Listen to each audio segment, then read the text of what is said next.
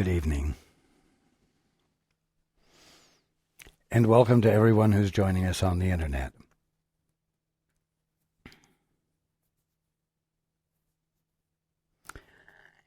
Let's take a few moments to be quiet together before we begin.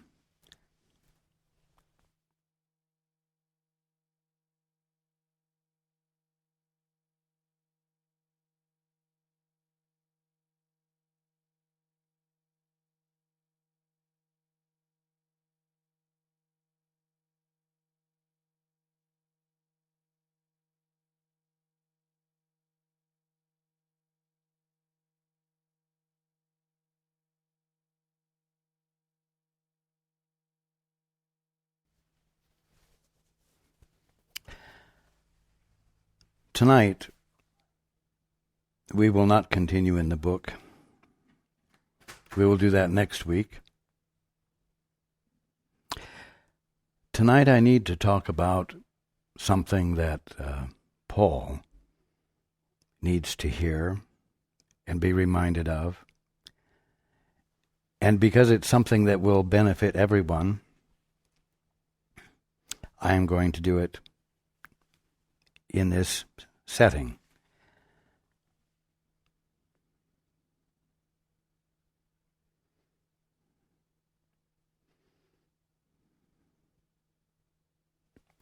What's the best way of breaking, undoing, nullifying a special relationship?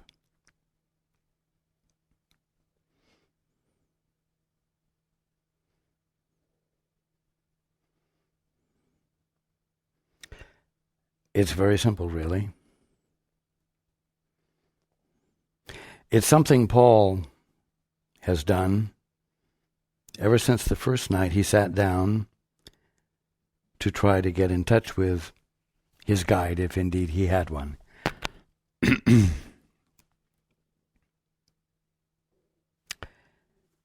And before every gathering, he reminds himself of it, of his intent, of the intent of the time that will follow.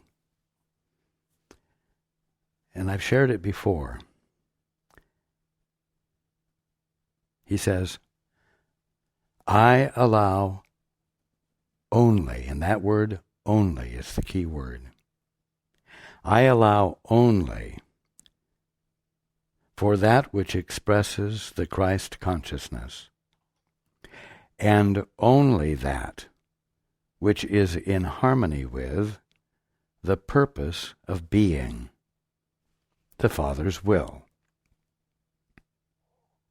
In other words, thy will, not mine, be done.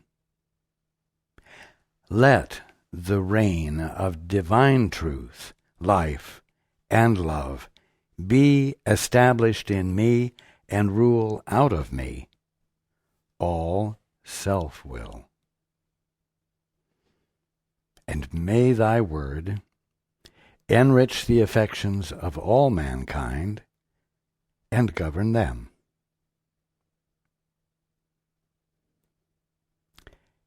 And to Paul, that last sentence means, and govern them as well. Because after all, the point is that in the process of saying, thy will, not mine, be done, one puts oneself in a position of having his affections enriched. It's a wonderful thing. It's a wonderful thing to know will happen. You will be changed. Your affections, your loving relationships will be enriched. The way you behave toward your fellow man will be enriched and a blessing.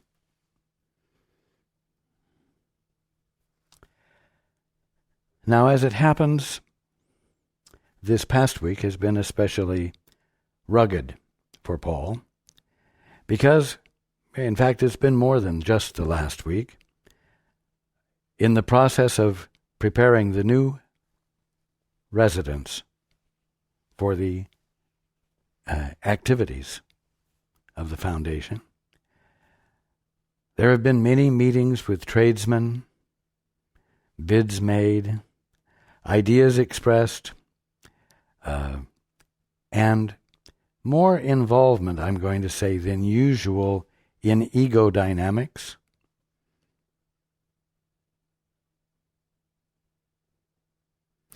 And Paul has found himself manipulated, let's say encouraged to see another's perspective, when what was needed was for the other one to ask, what do you need from us? Because, of course, the needs are unusual when it comes to the work that is being done. In the process, Paul has found individuals withdrawing their willingness to participate if Paul was not willing to yield to what they thought. Now, what did this do? It invited Paul into special relationships, where Paul began to feel it necessary to not be totally honest in order to finesse fulfillment of the needs from these others from them. He began to cater and become very uncomfortable within himself. And it wasn't until just an hour or so before the meeting tonight that he was reminded of this statement. I allow only for that which expresses the Christ consciousness. You see, that would have been the answer, the simple answer, at any point during the last few weeks, when others were trying to be manipulative or controlling or withdraw their support if they didn't get cooperation for their perspective. Now,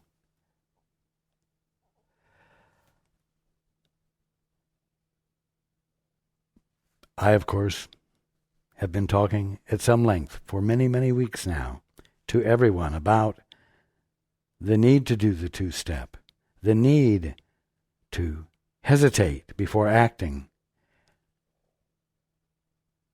and ask, Father, what is the truth here? Father, what needs to be known? That is very much the equivalent of saying, Father, I allow only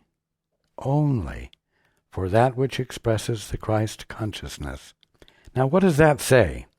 That is saying, I choose to be in alignment only with the Christ, only with the Christed perspective, not the perspective of the tradesman, not the perspective of those who would manipulate and control, but within. Father, I allow only for that which expresses the Christ consciousness, and only that which is in harmony with the purpose of being, the Father's will.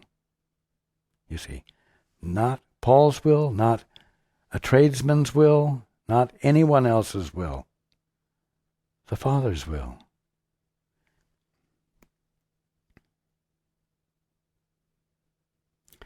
Now, you know, when you're in a position of being able to do things, one can do things that address needs, and one can also be tempted into doing things that fulfill wants. Wow, I have a chance to have it my way.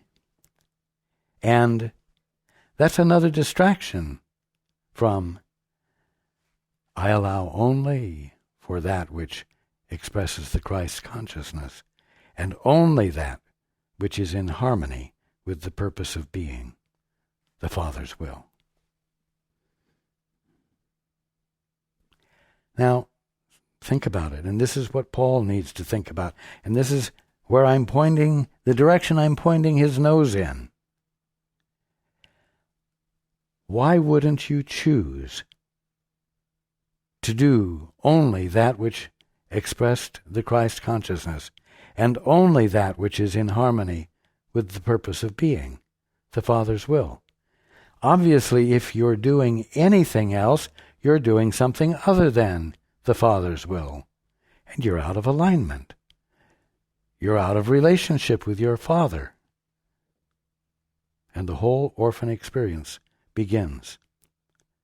The special relationship takes over. And no matter how skillfully the special relationship is practiced, the experience is hell. It simply isn't. The inevitable, harmonious experience of the Father's will finding expression right where you are.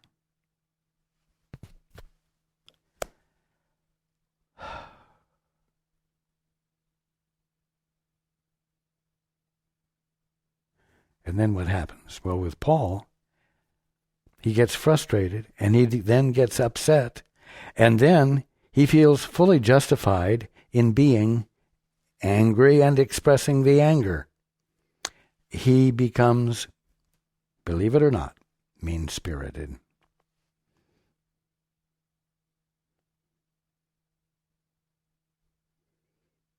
It's not his nature. It's not anyone's nature.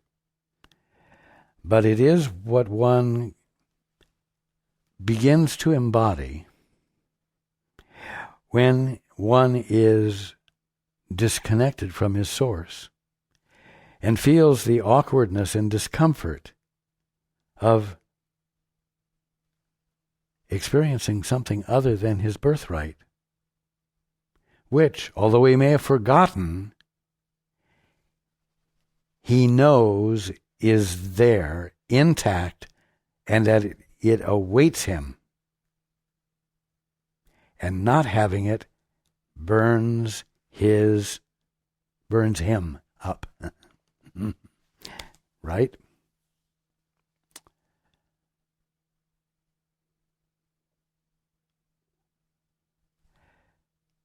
That frame of mind compels one to consciously engage in not wanting to express only the Christ consciousness, and not wanting to express only that which is in harmony with the purpose of being, or the Father's will. So, you see, although our conversation last week about special relationships seemed complex and complicated, it's really quite simple.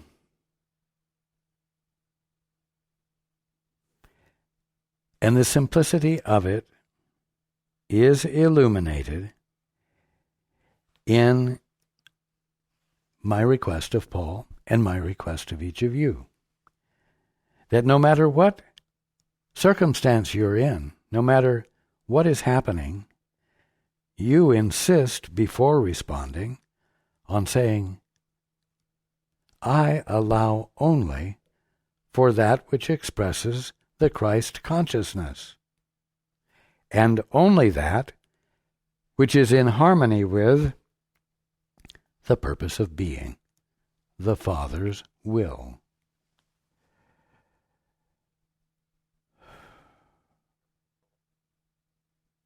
If anything else, if anything other than that, is an experience of hell in one form or another, then it behooves you to do this one simple step, this one simple thing.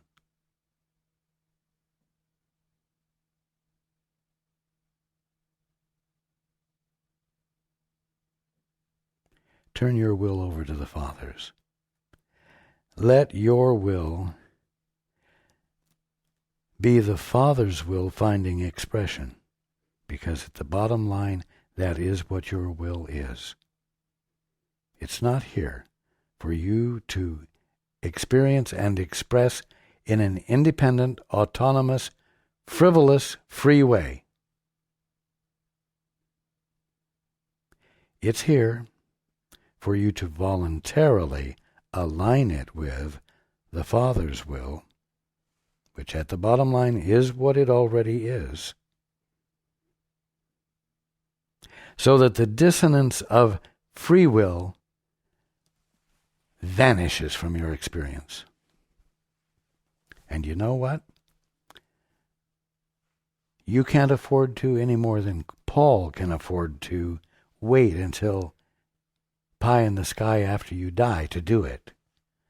You've got to do it today, here, now, in the political climate, in the financial climate, in the social climate, in the religious climate, whatever, in the business climate, when you're working with tradesmen.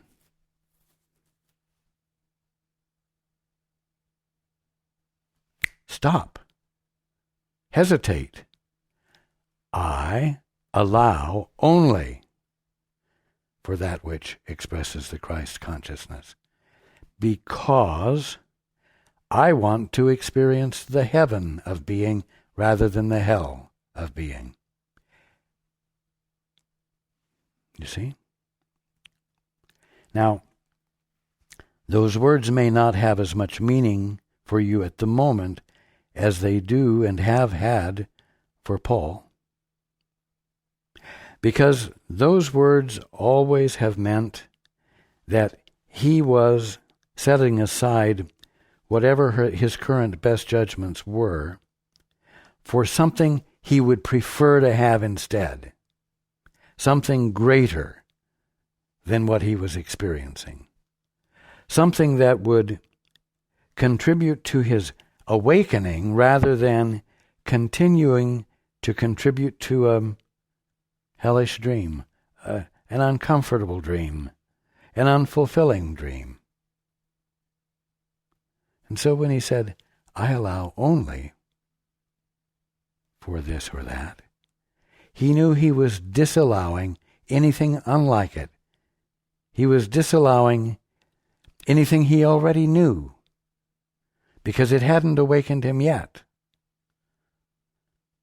And he gave preference and favor to whatever it was that he might hear. And that's the attitude you need to have when you're working with your fellow man, who is also, let us say, coming from ego places,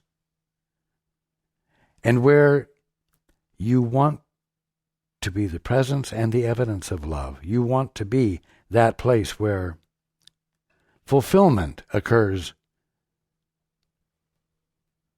rather than an ongoing tension that somehow the two of you manage to keep at a low enough level that you're not suffering too much.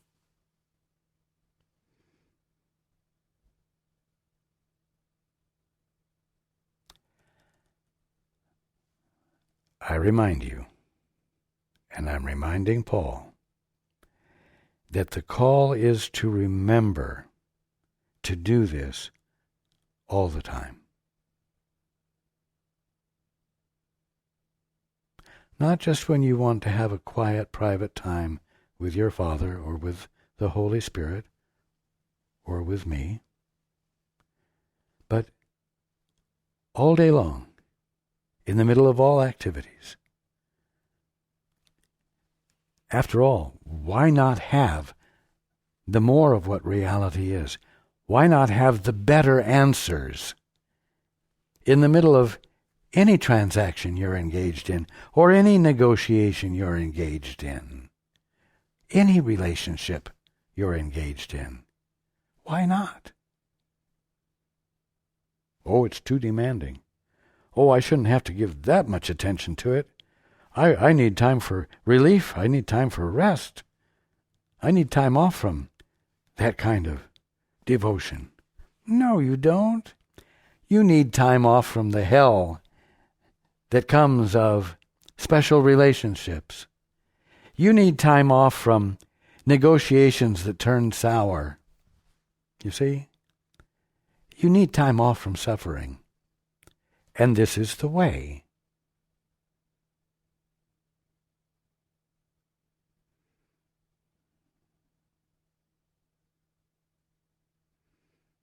And Paul is hearing what I'm saying, of course, and it is registering with him.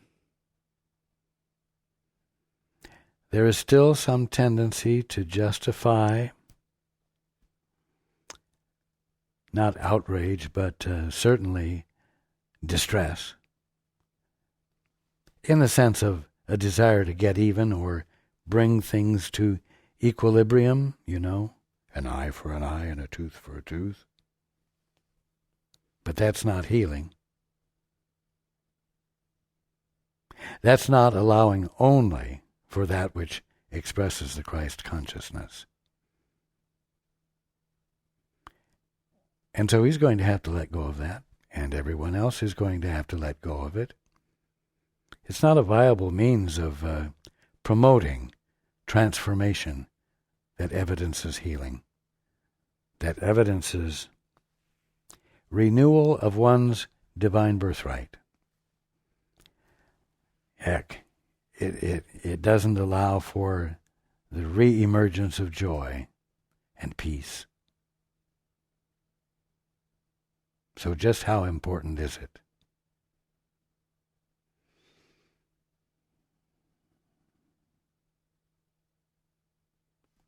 One might say, oh, I shouldn't have to work that hard, that consistently to be the Son of God. Well, maybe you don't have to work that hard, that consistently, but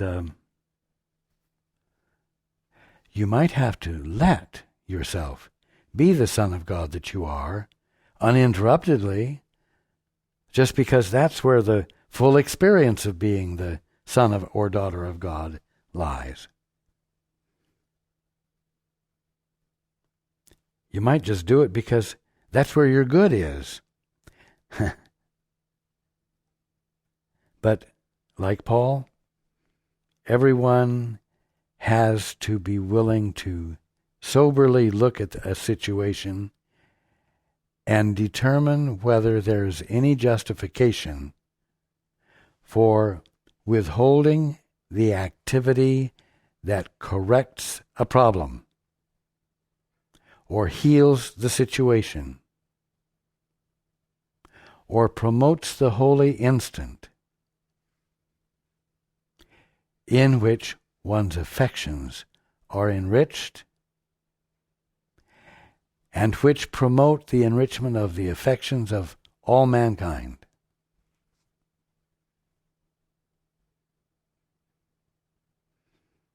That's the simplicity, profound though it is, of what I needed to share tonight with Paul and with everyone else. Be willing to be with it. Be willing to be changed by it. Be willing to let that word only apply to every moment of your daily experience.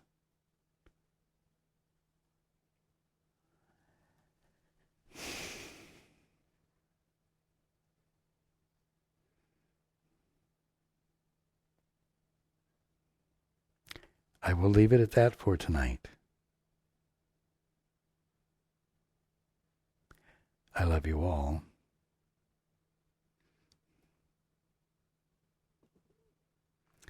And I look forward to being with you next week.